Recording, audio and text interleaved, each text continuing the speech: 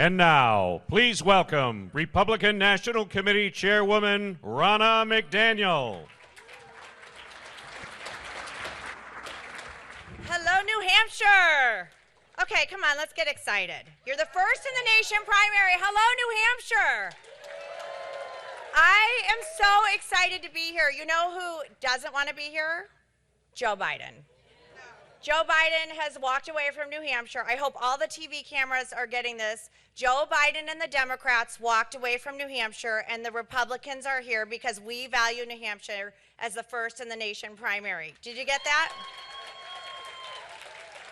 How amazing was that panel with those veterans? I want to thank them for their service. I want to give a huge shout out to your state party chair, Chris Ager, all the great work that he's done putting this together.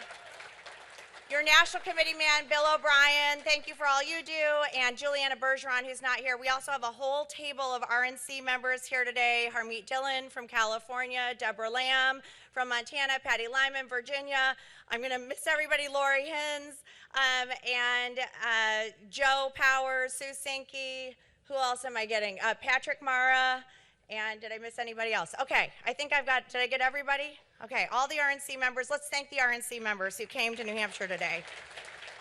Ben Proto is here. Jay Shepard is here. I think I saw them earlier. They voted to make New Hampshire the first in the nation in primary too. That doesn't just happen, so thank them as well. You are going to hear from some great friends of mine tonight, Joni Ernst and Kat Kamick. Kat Kamick is really shy. Oh, Suzanne Butterfield is here as well. Be really nice to Kat Kamick. She's very, very shy. You're going to have to pull her out of her shell. And obviously, we want to thank your governor, Chris Sununu. He's done a great job. Do you know Republicans just passed Democrats? There are more Republicans registered now in New Hampshire than Democrats. I don't know. Joe Biden, maybe New Hampshire got the hint that you don't want their vote.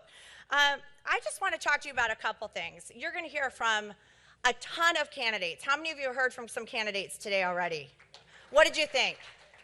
It's not easy to run for president. So I just want to thank all of these candidates and their families and their teams for caring so much about our country, to travel and meet with voters and take their message across the country and do the things that they're doing, because it's grueling and it's hard, but they care so much. So let's thank the candidates for all of their hard work.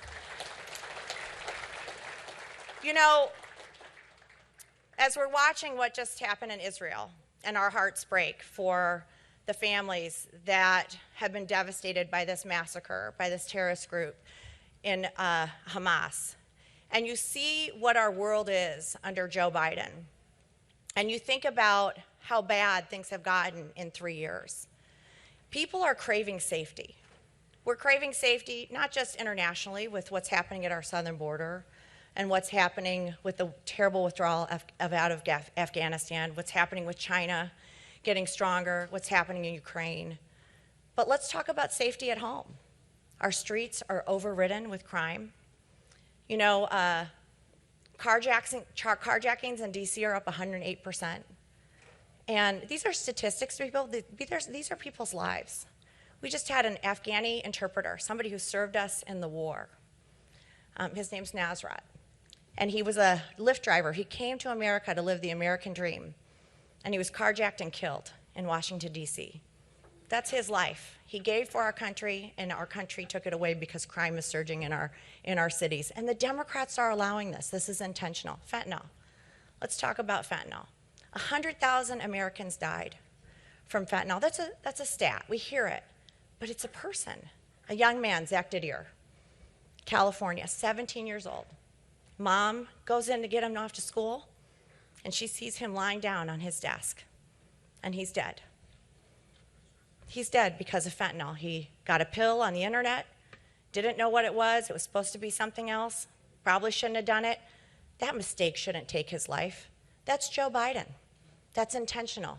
They're allowing that poison to come across our border and poison our children and kill them. We want safety in our economics. How many families are struggling right now under the burden of rising cost of living and lowering wages? Joe Biden's Bidenomics is not working for the average family. We want safety in so many areas of our life, and our kids want it in their schools. We want to be able to send our kids to school and have them learn history, math, science. We don't want them to go become Democrat activists who are being taught crazy ideas and to apologize for America. We want them to go and learn academics, and parents should have a say in their kids' school. We want our kids to be safe in school. These are the things we're fighting for. So as you talk to these candidates and you hear from them, I'm going to ask you to do something. Remember that at the end of the day, as brutal as this primary is and how mad they may get on the stage, we cannot win if we don't come together. We cannot win. Now, I grew up in a political family. My mom ran for Senate. I've told this story many times. And she lost in a Republican primary to a candidate who I just didn't like in the end because he was beating my mom up on TV. I just could not stand that guy. I was 19. I just couldn't believe all the lies he was saying about my mom, and he's a Republican. And the day after the race, she went to a unity breakfast, and I begged her not to go. I said, don't go. Don't go support that guy. He's a bad guy. And she said, you know what, Ronna, this is what you do. Because our party is more important than my differences. Our country is more important than that. And she went, and she stood on a stage with him, and she held her hand. It was in all the papers the next day. And I valued that character and that lesson that I took from her. Because no matter what, at the end of the day, we have to bury whatever differences we have during this primary season and unite to beat Joe Biden and save this country. So are you committed to doing that? Are you committed to beating Joe Biden and supporting our nominee?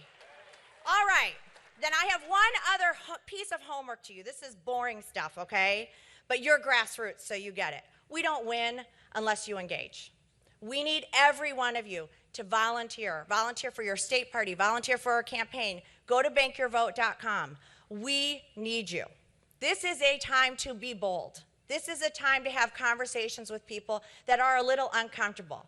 But when you talk to people about fentanyl and the border and crime and our kids in school and the failures of Joe Biden and what's happening overseas, and you say our country is on the precipice of disaster. We are teetering on the edge, and Joe Biden and the Democrats want to push us over.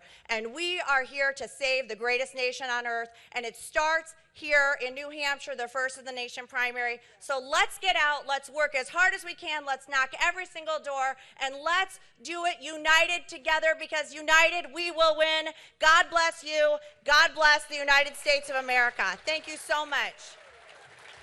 We laid the groundwork for this critical election cycle by running the largest ever election integrity operation across the country. The RNC is leading